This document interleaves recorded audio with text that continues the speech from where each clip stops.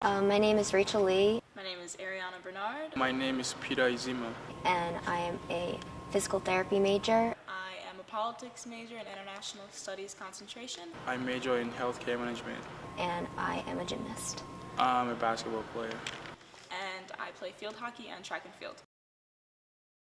I was diagnosed with acute lymphoblastic leukemia the beginning of my sophomore year, so in September of 2015. I went to the hospital down by my house, and they did a few blood tests and a few other tests, and then they told me that I had cancer. I remember coming into practice one day, and Rick had us sit down in a circle, and he was going to meet with us before we started working out, which is like nothing out of the ordinary. But I noticed that Rachel wasn't there, and Rick was kind of sad, and there were a couple people crying, and it was just like really awkwardly quiet, and especially at the beginning of the year, I wasn't like used to that kind of uncomfortable atmosphere, and he basically told us like we're not going to practice today because Rachel got some really bad news that she's been diagnosed with cancer. She's going to take the school year off to get treatment and all of this stuff, and it was just like a huge shock. And at this point we were in 2 weeks into the season, so I really didn't know her, and I hadn't really built a relationship with her yet so far. But seeing everyone else's reaction, like everyone was devastated, and I felt that too. I was really, really sad, even though I didn't know her that well, but just everyone else's reaction kind of gave me a good indicator of like the kind of person she was. Yeah, it was a sad day that she came in, and she was sick in the fall of her second year, and she had to take the year off to heal, and she went through a really horrible time with it. I was a little scared because I didn't really know exactly what that diagnosis meant. I didn't know if I was going to be able to come back to school. I didn't know how I was going to live past that. So there was definitely a lot of fear involved. Everything in my life at that point had completely changed. I wasn't even going to school. I was spending a lot of my days at home. I was just overall fatigued, and I just didn't feel like myself. So just the whole diagnosis itself was just very traumatic for me. So I can't really say I put a ton of focus on no longer being an athlete when everything else was just so changed as well. In the beginning, I was no longer a student, so I had to withdraw from Ithaca College for that year. I lived at home, and I was put on the young adult treatment program, and that required me to go into the hospital to receive treatment 4 days a week. And for other portions of the treatment, I was in the hospital 24/7, so they could keep an eye on me. So in the very beginning of my treatment, I was in the hospital for a month, and that's where I found out that I was in remission after the end of that month in October 2015. They told me that I was in remission, and then from there I would still have to receive treatment to make sure that it didn't come back. So then I was receiving treatment 4 days a week, so I'd have to drive an hour to get to the hospital that I received treatment, and I did that for about a year, and then I was able to return back to Ithaca College, but I was still receiving treatment once a month, and so I'd go to, locally, I'd go to Cayuga Med, and I would receive treatment once a month there. I think I received treatment for 2.5 years. So I received chemotherapy mostly. I would go into the hospital to get IV treatment, and then I would also take pills every day. I would get that, and then every so often I'd get a lumbar puncture. I would receive those too, and which is where they would stick a needle in your back, and then they'd go down into your cerebral spinal fluid, and they'd extract some of that and then replace it with chemotherapy. To receive chemotherapy, I had a PICC line in my arm, so that was a direct access to my heart, and I wasn't allowed to do any sort of lifting, heavier than a milk jug, they said, until that came out of my arm. And they took that out of my arm probably May of 2015. When I was in the hospital, I received treatment pretty much every day. A lot of the times I tried to not really say ignore it, but find other ways to keep it off my mind. I tried to stay as normal as possible. So I would do a lot of other things with like my mom, because like that's who I spent a majority of my time with, like once I was living at home. So I would make lists of places that I wanted to visit like after treatment. So like we'd spend the day in like Philly, and we'd go to like the Franklin Institute, or like I'd find like other things to like occupy myself with. I got a lot of support from my team here at Ithaca, as well as my club team at home, and as well as like just my community like up here at school in Ithaca, and as well as my community at home. So people from my club team, they set up fundraisers and bake sales to help raise money for like me and my family, to help pay for some of the medical costs and just like other things. And then my teammates up here and like the whole community up here was also very helpful. They made sure that like I didn't feel isolated through this. They took a lot of trips down to visit me in the hospital and also like at my house. They also made me like a quote jar, and so in it had like a lot of inspirational quotes, and so I would like when I was ever feeling down, I would just like look at one of them, and then like on the back it said like who like wrote the quote, and so it was just like a lot of support from my teammates here too. We got a prayer group together to pray for her, and the team went to visit her very often to bring her goodies and things like that. So we did a lot of work to try and support her because we missed her. They told me that I was in remission about a little over a month after I found out that I was diagnosed with cancer. And then from there, I had to continue to receive treatment to make sure that even though the cancer's gone, just to make sure that it doesn't come back. A lot of relief came with it and a lot of excitement, and knowing that made me really feel like I can get through this and like I'm going to beat this, and I'm going to be able to come back to Ithaca College and continue with right where I left off. The summer before I came back to Ithaca College, I decided to take a class just to kind of get back into the swing of things and like trying to learn how to stay on a schedule again and trying to like come back with that. So the transition academically wasn't as difficult. The transition physically and getting back to gymnastics was a lot more challenging. Right. I knew it was going to be hard and I couldn't do it by myself. So I decided that summer that I needed to do physical therapy as well. So I was set up with like a physical therapist / like personal trainer, and he tailored workouts for me to get my muscle back. First I had to figure out how to like walk again, because when I was in the hospital I was pretty much bedridden. I had no energy to even get out of bed. So the first thing I really had to do was like walk around my house and like walk around without feeling overly tired. And like once I was able to do that, then we started working on like stairs, just getting enough energy to like go up and down stairs. And then we just started doing like little things, like me jumping for like 30 seconds, just like little tiny jumps. Me starting on the wall and like doing push-ups, doing like lat pull downs with like no weight at all whatsoever. Just like very minimal things that like you wouldn't think a college gymnast would be doing, having no muscle mass. Like you had to start from like the bottom. Right. Like I was doing things that like an 80-year-old woman would probably be doing too.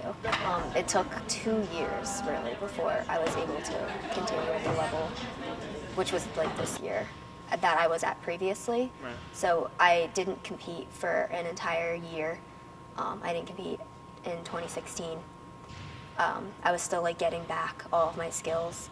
I started off again at like a level 4 basis, so I had to relearn how to do like handstands and back handsprings and how to do like kips on the bars and like cast a handstands and giants. It was kind of like embarrassing, like not being able to do everything. It was hard to like get back into it and stay motivated, knowing that like the end goal was so far away. I was like super excited to like get back with like my team and like be like together with everybody, and everybody was super encouraging and like they knew what I've been through, and so like coming in here I was just really motivated to like get back to where I was. Like physically, I looked different. Like I didn't have the muscle mass like in my legs. I didn't have it in my arms. I also didn't have like any hair. I like didn't look like the typical gymnast that everybody else looked like. So I guess like coming back, like people, I just like looked different. Definitely everybody here was super encouraging, and like they knew that I would be able to get back, but they also knew that it was going to be a challenge.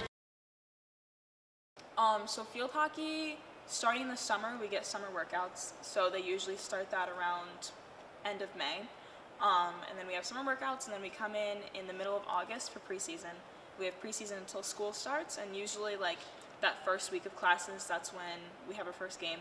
We go all the way through until the end of October, the beginning of November, depending on how much we get into postseason.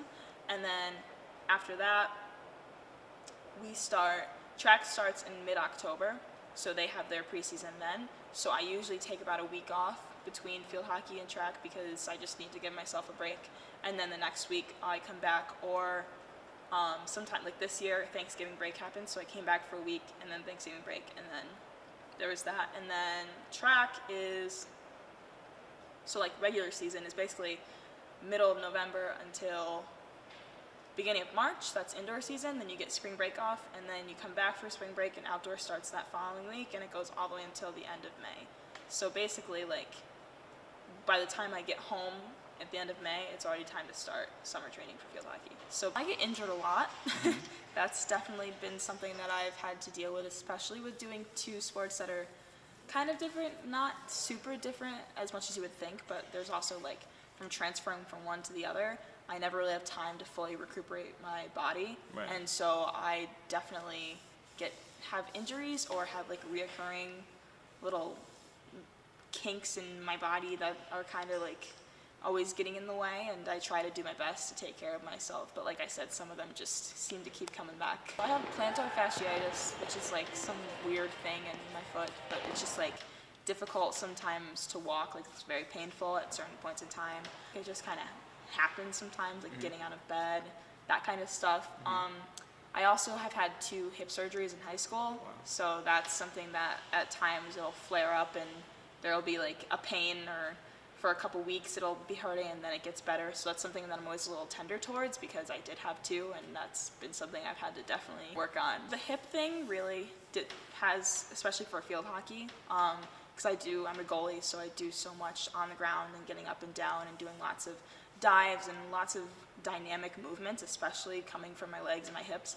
So that's definitely been difficult. And after having my second hip surgery, I had a serious talk with my grandpa, and we decided that like if I ever had to have a third one, then I'd probably have to stop doing field hockey, because that's the thing that's the most aggressive on my hip.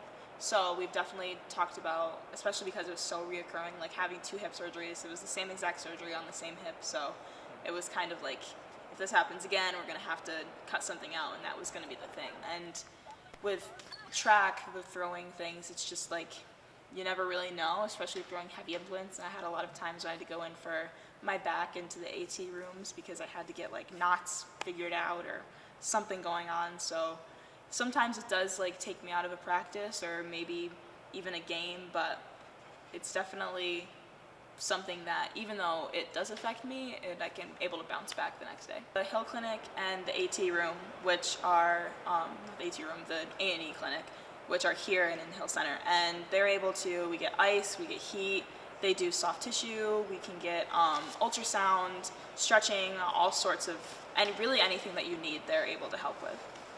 It's hard, personally, for me just being in one sport and also like keeping up my grades, but like she does it with 2, and I don't know how she does it. I'm like extremely proud and amazed at how she does what she does.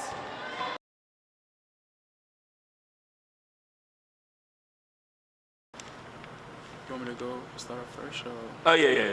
Just talk a little louder. Yeah, that's why I'm saying, like, I'm so down to be. Yeah, no, I'm sorry. I mean, is there like... If we don't do this now, I might probably don't have time again. Seriously? Yeah. You think it's the only time? All right. 'Cause I was gonna ask if we could do like, I don't know, like this Friday, Saturday, Sunday. No? That's right, let's do it now since you already set up. All right. I'll try and be loud as much as I can. All right. I am from Nigeria. I lived in Nigeria for 18 years. Like, I had my whole childhood and you know, teenage age, you know, in Nigeria before I came up here, which was in 2014. I mean, living in Nigeria is like, I mean, there are challenges in Nigeria, you know, and living in America has its own type of challenges as well. When I came to college with playing pickup, which is more like captain's practice, I realized that I usually be the last person to get picked, you know, during this pickup.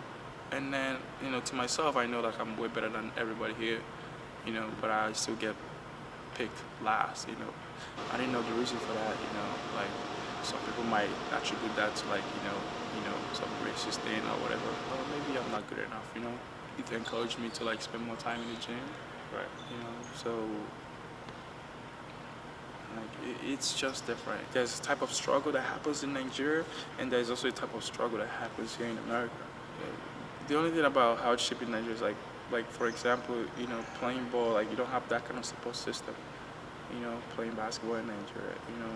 Nah, sometimes like the economy doesn't help you to pursue your dreams sometimes, some things you want to achieve in life, but the environment is not very supportive. Sometimes I feel like I don't, like when I was back home, I actually do not understand how things run in Nigeria.